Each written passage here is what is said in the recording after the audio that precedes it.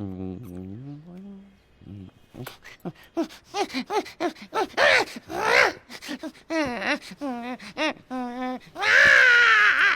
তো এই তো বাবা, এই তো হয়ে গেছে, এই তো এই তো।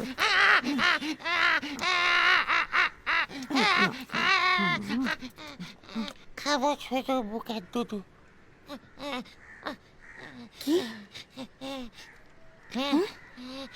কি কি বললি? ওগো শুনছো? এদিকে এসো এক্ষুনি।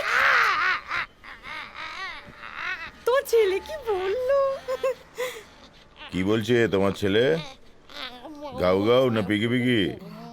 সোমা, এ বয়সে সব বাচ্চারা এরম কথা বলে। খাদ্য আন্দোলন কিন্তু সারা বাংলা জুড়ে ছড়িয়ে পড়ছে। তোমার খালি পলিটিক্স আর পলিটিক্স। এদিকে ছেলেটা কত রকম কিছু করছে, তোমার কোনো ব্যাপারে কোনো আগ্রহ নেই। আমি তো 10 মাসে একটা বাচ্চা আনলাম, তুমি সারা জীবন ধরে একটা বিপ্লব আনতে পারলে না। না বাবা না, শোনো বাবা, কি গুল্লু পুকলু, শোনো বাবা, না না। তোমার আমার সবার সুখ বুকের দুধ। কি মা, সর্বনাশ! ওগো শুনছো? ছেলে কথা বলছে তোমার 4 মাসে। এই রে, কেলো করেছে।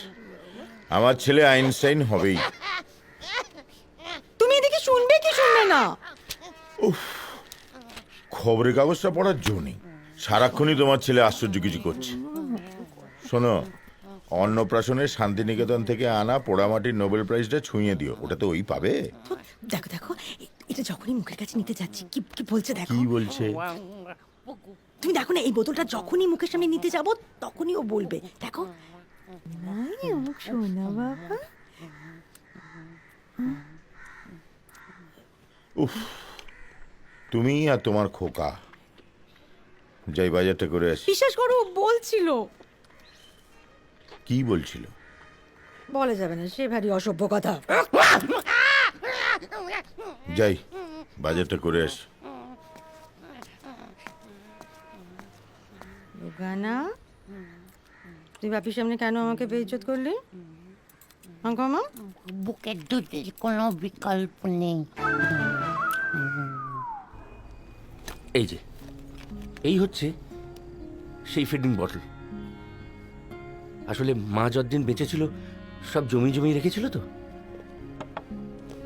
আর এইটা হচ্ছে আমার কবিতার খাতা। এই যে রূপচাঁদ রচনার সংগ্রহ, মার নিজের হাতের লেখা। আসলে মা ভেবেছিল তো আমার জীবনে বিশাল একটা কিছু হবে, আর অমনি সাধারণ মধ্যবিত্ত ঘরের একটা বাঙালি বউ বিখ্যাত হয়ে যাবে। তাই আমি মুখে মুখে যেসব ছড়া বলতাম, মা সব এই সব লিখে লিখে রেখেছিল। এই যে, গাছে একটা পাখি, ভাবছি খাঁচায় রাখি। 2 নম্বর ছড়া, বাঘের জামা অল্প দাম, নেই তো কলার নেই বোতাম। 3 নম্বর, মেয়েদের বুক হয় ছেলেদের হয় না, ছেলেদের সুখ হয় মেয়েদের সয় না। আর এই দেখুন, এই এই কবিতার পাশে পাশে মা এইসব ছবিগুলো এঁকে রাখতো। মা খুব ভালো আঁকতে পারতো তো, কোথাও শেখেনি। কে শেখাবে? তবে একটা জিনিস খেয়াল করবেন, এই যে 3 নম্বর কবিতার পাশে মা কোনো ছবি আঁকতে পারেনি। আসলে অসভ্য কিছু হলে মা না কিরম নার্ভাস হয়ে যেতেন। আমার জন্মের সময় যা যা করতে হয়েছিল সেগুলো কি করে করেছিলেন কে জানে। তবে মা আমাকে সব শেখাতে চেয়েছিলেন, সব। মানে নিজে ইংরেজি জানতেন না বলে আমাকে ইংলিশ মিডিয়াম স্কুলে গিয়ে ভর্তি করেছিলেন। বাবার আপত্তি ছিল, রাজনৈতিক। বাবা চেয়েছিলেন বাংলা স্কুলে ভর্তি করাতে, কিন্তু মাকে আটকাতে পারে।